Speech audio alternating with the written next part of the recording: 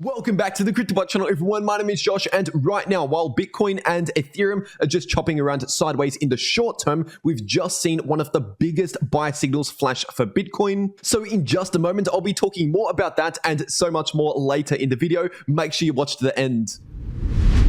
First of all, starting off on the 3-day Bitcoin chart, and this indicator right here is known as the hash ribbons indicator. I've been covering this indicator for a long time on this channel, and in fact, the capitulation signal that this indicator was flashing during June helped predict the capitulation that we saw during June. But usually what we see after a period of minor capitulation, we usually see a blue buy signal flash after we finish that minor capitulation. And for those of you who might not know, the reason why this is a minor capitulation is because these two lines that make up the hash ribbons indicator are actually moving averages of the Bitcoin hash rate. In fact, the green line in this indicator is the 30-day simple moving average of the Bitcoin hash rate, and the gray line is the 60-day simple moving average of the Bitcoin hash rate. And so basically, when the shorter length moving average, the 30-day moving average, which is the green line once again, when that crosses underneath the gray line, the 60-day moving average, that means that we're either seeing just a cool-off or a significant correction in the Bitcoin hash rate, which usually means a lot of Bitcoin miners are essentially turning their machines off. And that could happen due to a few different reasons. For example, like what we saw in the middle of last year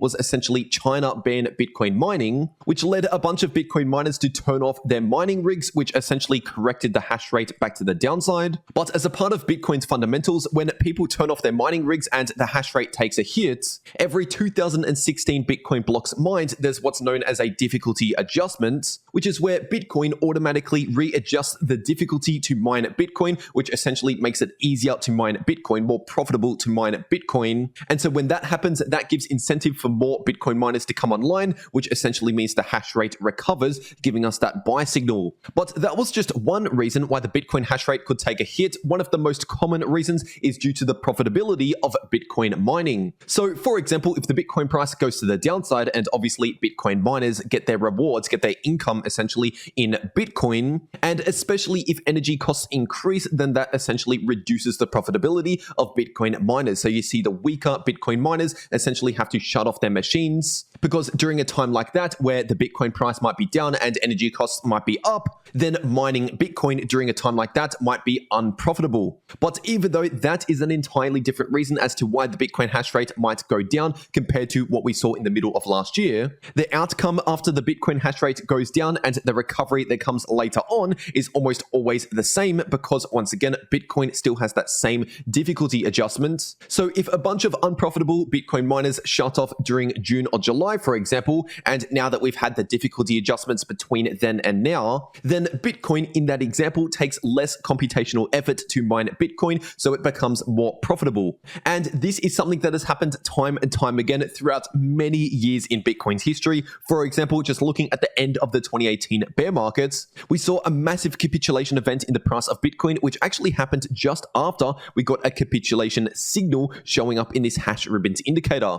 And then after that massive minor capitulation, it became a lot easier to mine Bitcoin after those difficulty adjustments. And then we saw a recovery in the Bitcoin hash rate, we got that buy signal, and then we saw a massive recovery in the price of Bitcoin. And then we saw just a small minor capitulation towards the end of 2019, which resulted in another buy signal showing up. And the outcome from that was pretty much bullish price action over the next 2 months. And then we saw another small minor capitulation around that March 2020 crash, which resulted in another buy signal during April 2020, just before another pump in the Bitcoin price. And then we had the Bitcoin halving, which of course reduces the profitability of Bitcoin mining. And then just after the 2020 Bitcoin halving, we saw another minor capitulation, which resulted in another buy signal that came just before another pump that lasted for a few weeks. And then we saw the same thing happen towards the end of 2020, as we could see, and that buy signal was actually towards December 2020, just before a significant pump in the Bitcoin price over the next couple months.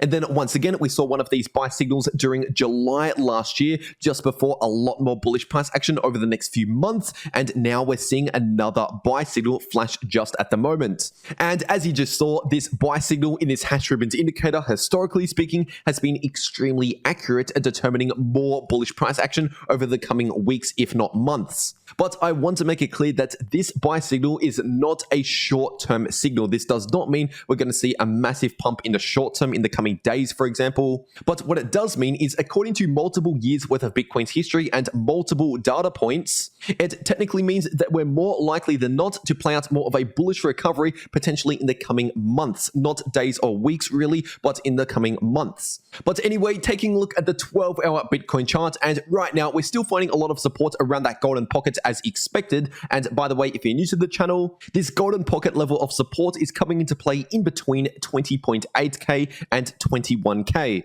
So that is still the area on the chart where I'm expecting a lot of support for Bitcoin. But what would happen if Bitcoin actually breaks below around 20.8k? Well, in that case, I would expect a drop down towards around 19,000, which is the full technical price target for this rising wedge pattern. But for now, we have already hit the first significant price target to the downside from that rising wedge pattern, which coincided with the golden pocket level of support. And if we zoom into the shorter term, taking a look at the 4-hour Bitcoin chart, we can see in the immediate short term, we've seen a lot of choppy sideways price action leaning slightly more in the bullish direction. And since yesterday, we've seen more of a recovery in the 4-hour Bitcoin RSI, and we've also seen a bullish cross in the 4-hour Bitcoin MACD. So technically, these are short-term bullish signals. But until the Bitcoin price itself can start breaking above some points of resistance, such as the 5-day moving average or this range of resistance, for example, which is coming into play at around 22,500, then for now, I'm not exactly expecting a full-on bullish reversal in the immediate short term. And instead, as I mentioned yesterday, I'm expecting more choppy price action in the shorter term, somewhat similar to this, for example. And obviously, I'll be sure to keep you updated as soon as anything changes here in the short term for Bitcoin.